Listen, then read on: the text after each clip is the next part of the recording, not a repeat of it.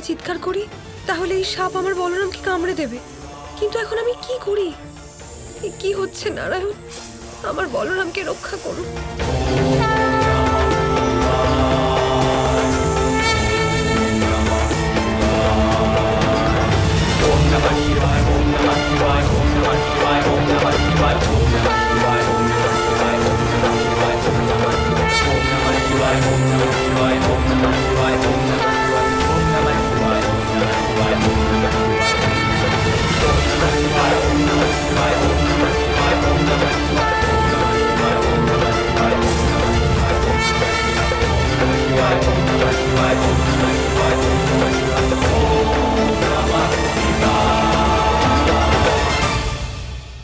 এ তো আশ্চর্য ব্যাপার, সাপ তো আমার বলরামের কোনো ক্ষতি করেনি। বলরাম,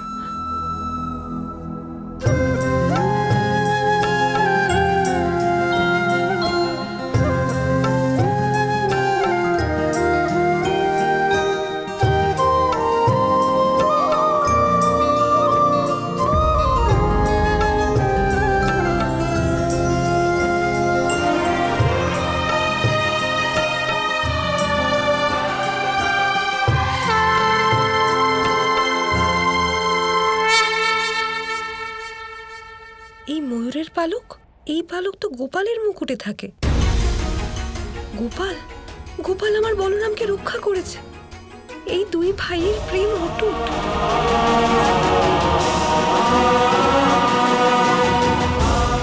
আমি বলরামকে গোপালের থেকে দূর করতে পারবো না। কোথাও না কোথাও এটা বলরামের প্রতি গোপালের গভীর ভালোবাসার প্রতিচ্ছবি, যে আমার বলরামের প্রাণ বাঁচিয়েছে।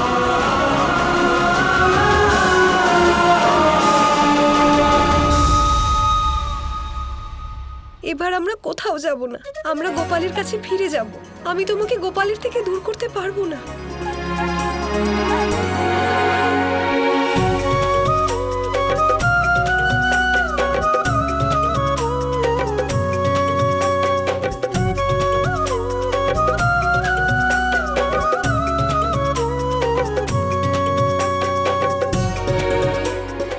শুনতে পেলে ভাই, এবার তো রোহিণী মাও রাজি হয়েছে যে মা তোমার থেকে দূরে যেতে চায় না।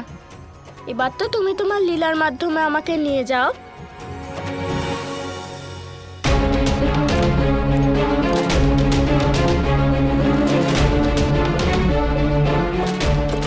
আর্য, ভোর হতে চলল। দিদি আর বলরামকে আমরা এখনো খুঁজে পাইনি। জানি না ওরা কোথায় আছে। হে নারায়ণ, ওদের দুজনকে খুঁজতে আমাদের সাহায্য করুন।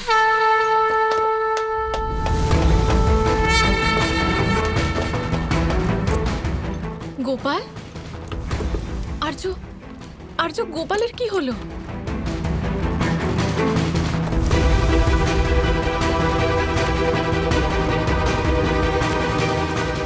ওদিকে কি আছে গোপাল? তুমি আমাদের কি দেখাতে চাইছো ওদিকে?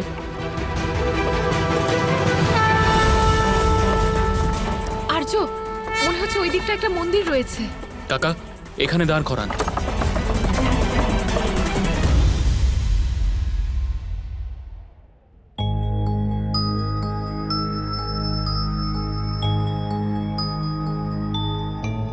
আর্য, হয়তো দিদি আর বলরাম ওই মন্দিরেই আছে। আমাদের ওখানে গিয়ে দেখা উচিত। দাদা,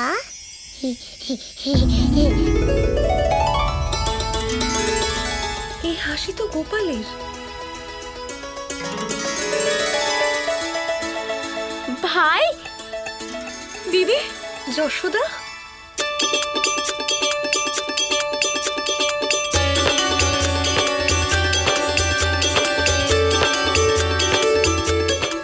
ভাই তুমি এসেছো? হ্যাঁ দাদা, আমি এসে গেছি। বলরাম,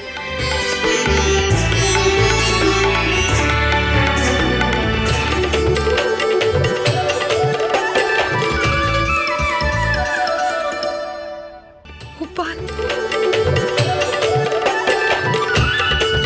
গোপালের জন্যই আমার বলরাম বেঁচে আছে। নন্দমশাই আর যশোদা, তোমরা এখানে কি করে? দিদি, এই এই দুই ভাইকে আলাদা করে দিয়ে আমরা খুব বড় ভুল করেছি। আর সেই ভুল চোখে ধরিয়েছে একটা চমৎকার।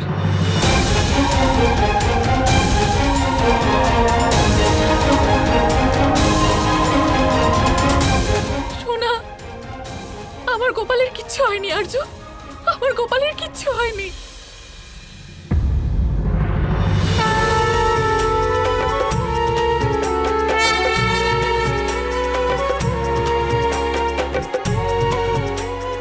এটা তো বলরামের। আর্য, আজ বলরামের বানানোই খেলনা আমাদের গোপালের প্রাণ বাঁচিয়েছে। এই দুই ভাইয়ের প্রেম অসাধারণ। বলরাম এখানে না থেকেও আমাদের সোনার রক্ষা করলো। আমরা এই দুজনকে কিছুতেই আলাদা করতে পারি না। আমি খুবই চিন্তিত ছিলাম। মায়ের মমতাই আমাকে চিন্তায় ফেলেছিল। এই দুই পুত্রের মঙ্গল কামনার জন্য আমি এটাই ভুলে গিয়েছিলাম যে এই দুই ভাইয়ের মধ্যে যে স্নেহ আছে, সেই স্নেহ নষ্ট করার অধিকার আমার নেই। আর আমার ভয়ও আজ দূর হয়েছে। গোপাল আর বলরামের ভালোবাসা অটুট।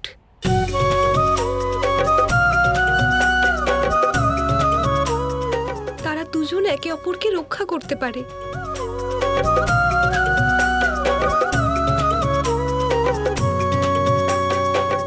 আমাদের কোনো অধিকার নেই এদের আলাদা করার।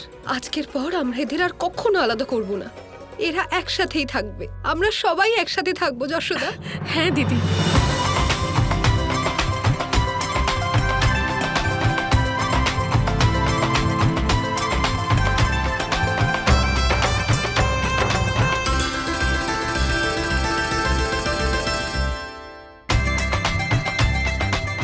গোপাল,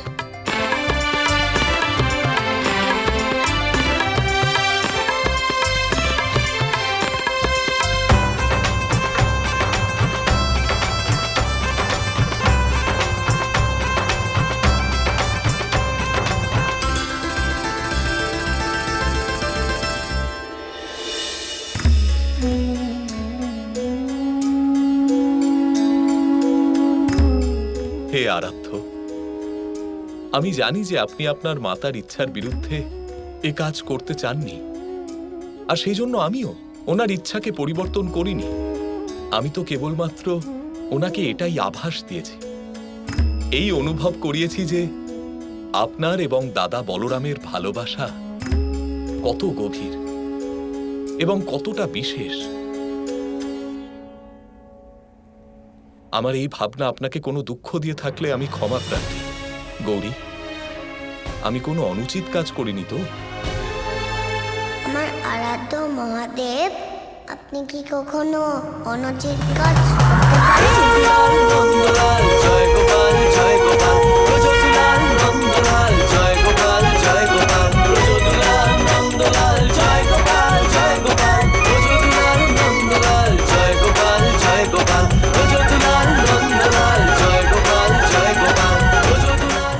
আমি আপনার জায়গায় থাকলে আমিও আমার আরাধ্যের জন্য তাই করতাম। আমি আর আমার দাদা, আমরা দুজনেই আপনার কাছে কৃতজ্ঞ।